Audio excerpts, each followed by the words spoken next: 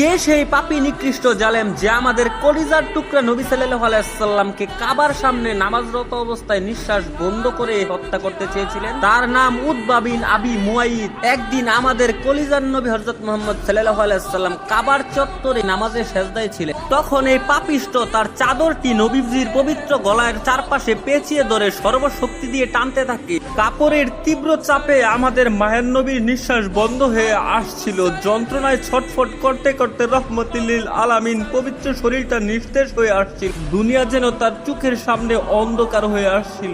তার নুরানি শরীরটা ব্যথায় থরথর করে কাঁপছিল। তবুও সেই পাশা জালেমের মনে একটুও দয়া হয়। ঠিক সেই মুহূর্তে আবু বকর রাদিয়াল্লাহু তাআলা আনহু পাগলের মতো দৌড়ে এসে উতবাকে ধাক্কা দিয়ে সরিয়ে দিয়ে চিৎকার করে বলতে থাকলেন, তোমরা কি পাগল হয়ে গেছো? সেদিন আমার নবীর কষ্টে পুরা মক্কার আকাশ বাতাস কেঁপে উঠেছিল। আজ যেমন নবীর কষ্টে তোমার চোখের কোণে জল এসে গেছে,